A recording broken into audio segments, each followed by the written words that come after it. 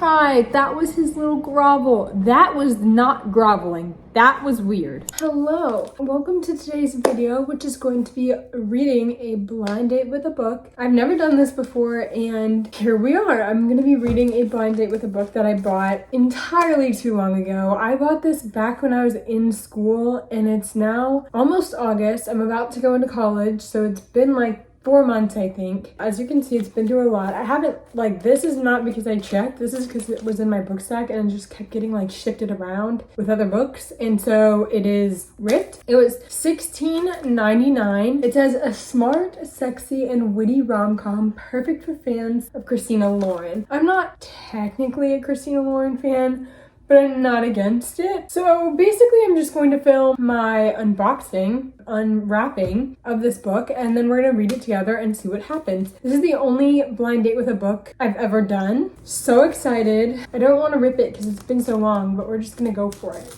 I'm not gonna look yet. I don't know. If I have already read this book, I'm actually gonna be upset. I've never read it. Okay, this is good. Why did they tape it? Why did they tape the paper onto the cover? That makes me mad. What if the cover rips? So, I have Heartbreak for Hire by Sonia Hartle, but I've never ever seen this book, never heard of it. Heartbreak for Hire shimmers with wit, smart dialogue, pitch perfect humor, and burn you up steam. Sonia Hartle is fierce, fearless, a new voice in romance. Rachel Lynn Solomon, best-selling author of The X Talk. Now, I haven't read The X Talk, but I've heard about it. I'm trying to figure out if this is her debut novel. It looks to be about 300 pages, so this should be a pretty quick read, but I don't want to know anything about this going into it. I kind of just want to be surprised. So all we know about it is the cover. I'm just trying to peel the tape off of this book. Why did they have to tape the paper to the book? Just wrap it. What?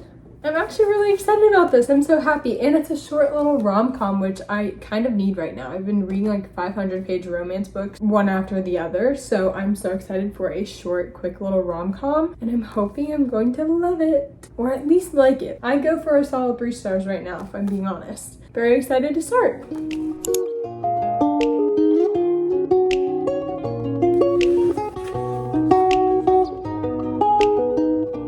Okay, I actually did start reading for today, and so I'm only on page 10, but I thought I'd update you and tell you a little bit about what this is about. So far we have the main character named Brinkley. A little bit confused on the name there, if I'm being honest, but Brinkley works for Heartbreak for Hire, which is obviously the title, and Heartbreak for Hire is when their clients hire these people to get back at someone, it's revenge, and typically it's someone they dated, someone who either cheated or scammed them or whatever. She handles the egos for the people who have big egos and they need to be knocked down a peg in their work life. So that's where our main character is. That's all I know so far. I'm actually liking it, and I'm only 10 pages in, but we'll see. Yeah, that's all.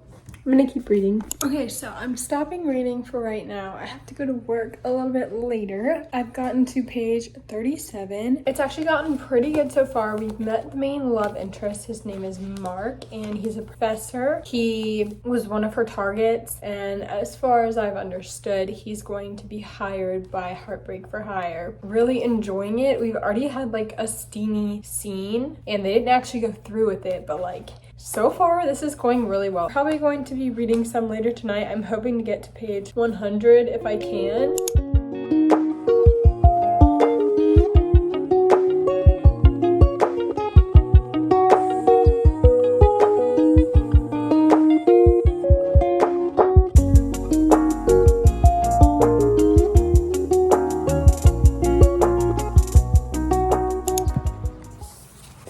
It's getting good. So I'm on page 74, and I just got to the part where the boys get hired. I am having such a good time. It actually made me squeal and giggle and laugh because there's 4 divisions of H for H. There's egos, grifters, cheaters, and there's one more that I forget. 4 boys got hired, 1 for each division, and I hope that this is a series and each girl falls for the boy that was hired, because they're all hot. Duh, because it's a book and they all have to be hot. She is obviously gonna fall for Marcus, and he got hired as an ego. So I hope every single girl in the divisions falls for every single boy that was hired. But I'm not gonna look on Goodreads and see if this is a series because I don't want to accidentally see a rating or anything or like any reviews. So I'm just gonna wait until I finish the book to see if there's more. But is this a series? Because it's kind of really good. I'm kind of eating it up. I'm having such a good time.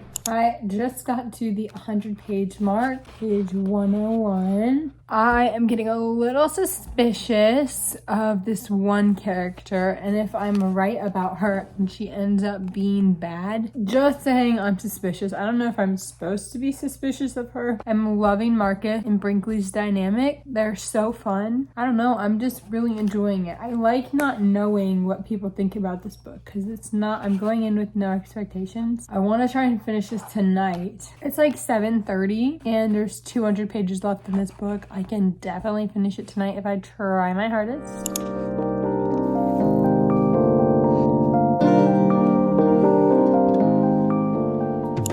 I look really gross.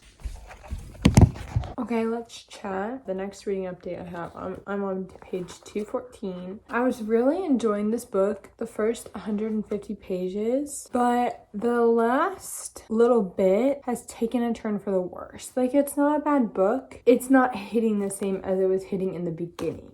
And I think that's because it's actually such a short book. It probably needed 50 to 100 more pages. I think that's my issue. Like, I don't think the relationship is fully fleshed out. I was really enjoying the job aspect, our main character and her work environment. And I was really enjoying Marcus in the beginning. I think once they got together, that part was entirely too rushed. Now, I do have 85 pages left, but we are at the third act conflict and we still have a third of the book left. I would have rather have seen them in their relationship and working through it and have a little bit more build up in the middle and have like a really rushed third act breakup than barely have any relationship and only third act breakup. The third act breakup that just arose out of nowhere. They were doing really good. There wasn't any problems and our main character just like decided to go off just like that to create an issue, and I think that's something that really threw me off. First of all, you haven't even established that you're together yet. So like, how are you having a third act breakup? Second of all, why are we having a third act breakup when there's nothing to break up? That's literally what I just said. Like, number 1 and 2 are the same, but do you know what I mean? And I'm hoping it takes a better turn towards the end, and I'm just slightly confused and put off by that middle 75 pages that I got to. I'm going to keep reading and try my best to finish this tonight.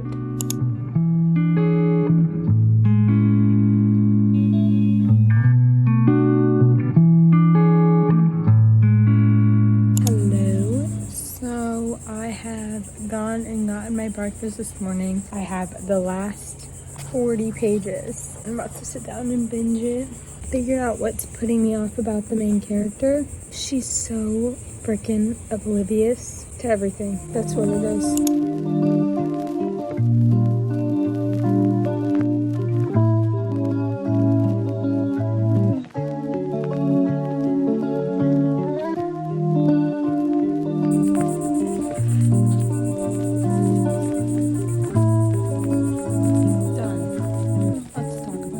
I'm here to do a quick outro and a recap of this video. I did finish the book like probably an hour ago, and then my phone just told me that I was out of storage. So I had to go through and delete some and get on the phone with my dad so I could figure out what was taking up all my storage. I just finished Heartbreak for Hire. I'm going to rate it 2.5 stars. It was looking to be 3, and then I got to the end and it threw me for a loop. I'm not gonna spoil this for you, but like, I think my main issues was like the main character, instead of growing and developing, I think she got more and more oblivious as the book went on just to further the plot. The main thing that got me was when the plot twist twist was supposed to be like, okay, if you don't want to be spoiled for this, skip ahead like 45 seconds. The big reveal was supposed to be she found out who her dad was, but earlier in the book we found out that he had wired her mother $200,000. She just talked it up to, oh, that's weird. I asked my mom, she said it was just like this dumb reason, like, oh, that's weird. Girl, I knew he was your father that second. As soon as I heard $200,000 wired, red flag should be wee woo wee woo. Like, what are you thinking? That was supposed to be the plot twist, really? And then like the fight was just stupid. And the makeup, like,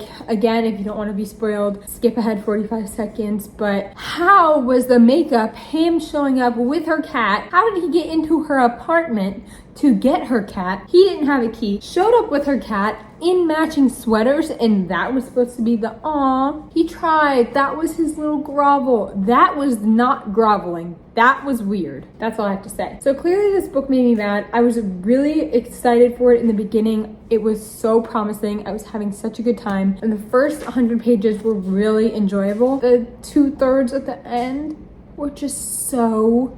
it just got progressively worse. Like, the author started out really good with this book, and then she got tired and just the writing just went out the window. Like, I don't know. However, I did have a fun time reading something that I've heard no expectations on, because I got to develop my own opinions, and that's very nice for a change. Even if I didn't like the book, I'm so glad I bought the blind date with a book. You know, if you would like to see another one of these videos, another blind date, hopefully you'll click on another one of my videos and spend some more time with me. But I appreciate you watching. Thank you so much. I will hopefully see you in the next one. Bye.